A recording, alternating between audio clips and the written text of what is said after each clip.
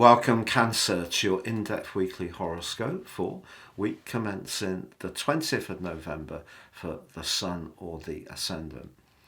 Do you know, this week starts off in a really positive way. Pluto is the planet of transformation, but it is the planet of power. It can be involved in less positive scenarios where leverage is used and the dark arts come in.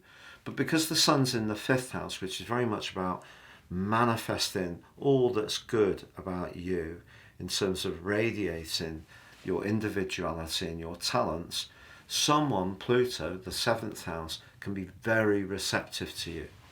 Now, if you have recently met someone and you really like them, I think the start of this week could be very significant in terms of connecting you at a deeper level. But the way that the Sun and Pluto work, particularly in a sextile, is not necessarily always in an outer sense. It can be much more in an internal sense. So you could make a lot more sense of your evolution as a person, Pluto, but particularly in terms of those talents, those skills, and that gorgeousness that every person has in them, but sometimes we may doubt or not have full faith in what we can manifest. So the Sun, right at the start of this week, in your sister water sign, Scorpio, fantastic link to Pluto. If you go out on a date and you really like that other person, this could be a significant relationship. But Wednesday sees the Sun move into Sagittarius. It's followed on Friday by Mars, and both catch up with Mercury, which has been here for some while. And all three of those changes are met with a right angle to energy in your 9th house.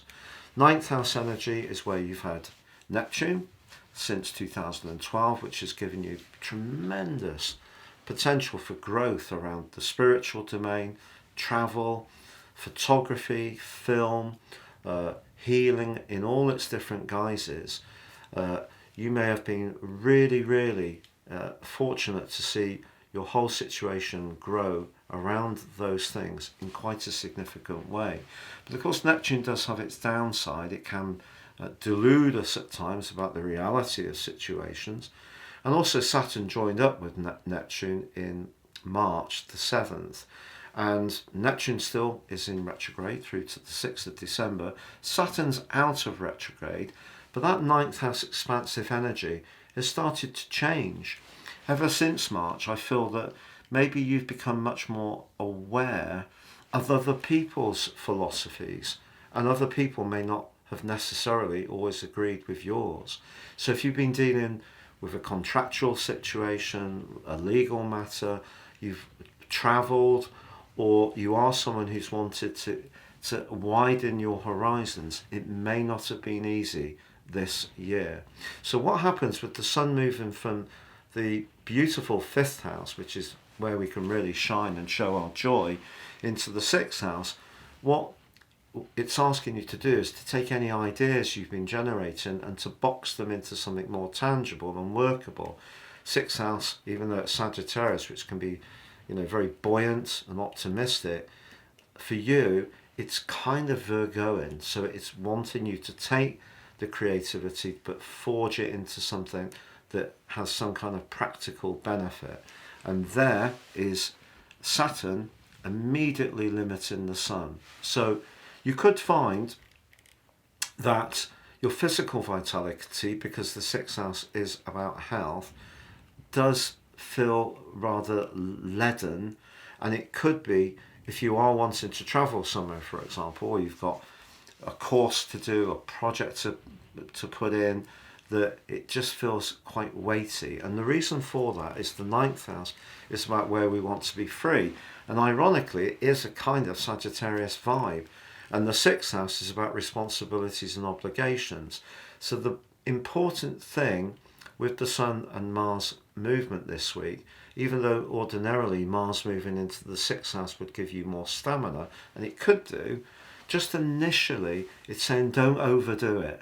If you've got tasks that need to be attended to, just clear up the things that are most important. So in other words, prioritize, don't spread yourself too thin, and most of all, don't promise to do anything for anyone else that may take away from your need to nurture yourself. So it's about using your energy, your time, and your effort in a really pragmatic and more limited way, and you can get through this week. By the end of the week, when from Friday to Sunday Mercury is squaring up with Neptune, if you're trying to do anything to do with booking ticketing or travel arrangements, that could be something that really proves to be elusive or difficult, or you can't get the information right. So just be conscious of that. And if you do need to speak to anyone this week about a matter which requires scrutiny, 6th house, but it is about something that's to do with being more dashing and daring, really make sure that you don't take any shortcuts with the details. So with year 2024 absolutely racing towards us, just remember, if you'd like to get your personal horoscope forecast for next year based on your unique birth data, you can take advantage of my special package and get 30% off and get your character analysis, your life roadmap report. But also you can get your year 2024 zodiac forecast for all the signs, your Chinese forecast for all the signs, your Indian forecast, your Vedic forecast for all the signs, absolutely free of charge if you buy that package. Please see beneath this video for more. It's been a real pleasure being with you, and thank you so much for joining me. I'd be honoured if you would like, comment, share or subscribe.